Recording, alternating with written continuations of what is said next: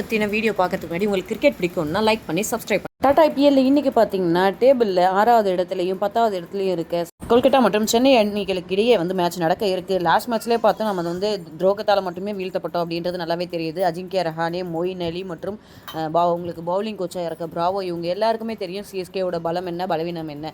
அதனால் மட்டுமே நம்ம வந்து தோற்று போனோம் அப்படின்னு சொன்னால் கண்டிப்பாக வந்து இது உண்மையாக தான் இருக்கும். ஏன்னா பார்த்தீங்கன்னா அதே போல் சுனில் நரேன், வருண் அப்படின்ற நல்ல நல்ல பிளேயர்ஸ் இருக்காங்க, பவுலர்ஸ் இருக்காங்க. இந்த பக்கம் பார்த்தீங்கன்னா ஆண்ட்ரூ ரசல் அப்படின்னு சொல்லிட்டு ஒரு பவர் ஹிட்டர் இருக்கார், வெங்கடேஷ் ஐயர் இருக்கார். அதுக்கப்புறம் பார்த்திங்கன்னா ரிங்கு சிங் இருக்காங்க. இவங்க எல்லாருமே வந்து நல்லாவே பேட் பண்ண போகிறாங்க.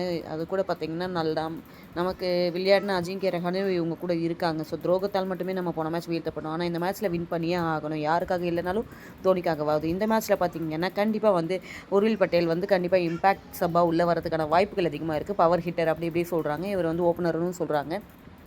ஆனாலும் நமக்கு வந்து செட்டான ஓப்பனர்ஸ் ஷேக் ரஷீத் மற்றும் ஆயுஷ் மாத்ரே இவங்க ஓப்பன் பண்ணுறதுக்கு வாய்ப்புகள் அதிகமாக இருக்குது. ஆயுஷ் மாத்ரே பார்த்தீங்கன்னா போன மேட்ச்சில் சொன்னார், எனக்கு 100 முக்கியம் இல்லை, டீமுக்கு நான் கான்ட்ரிபியூட் பண்ணணும் அப்படின்னு சொல்லிட்டு. அவர் ஒரு ட்ரூ சாம்பியன் அப்படின்னு சொல்லிட்டு தோனியே வந்து சொல்லியிருக்காரு.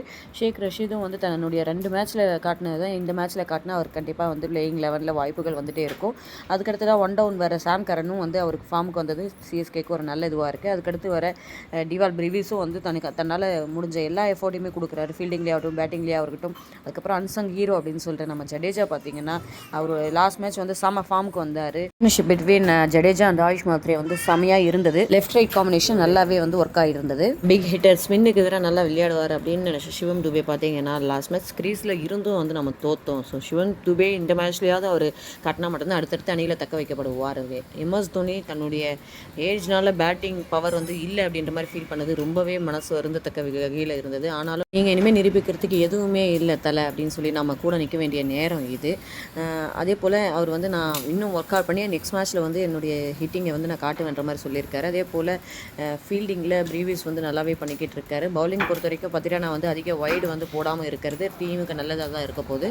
அகமது தன்னுடைய பங்களிப்பை சிறப்பாகவே வந்து கொடுத்துட்டு வர்றாரு நம்ம டீமுக்கு. அதனால் அவருடைய பவுலிங்கில் குறை சொல்கிறதுக்கு எதுவுமே இல்லை. கலீல் அகமது போன மேட்ச்சில் கொடுத்த மாதிரி ரன்ஸ் வந்து அதிகமாக கொடுக்காம இருக்கிறது டீமுக்கு ரொம்ப ரொம்ப நல்லா தான் இருக்க போகுது. சாம் கரன் வந்து ஆல்ரவுண்டர் பர்ஃபார்மன்ஸ் கொடுத்துட்டு தான் இருக்கார் நல்ல வகையில். ஸோ இது டீமுக்கு வந்து ஒரு நல்ல விஷயந்தான்.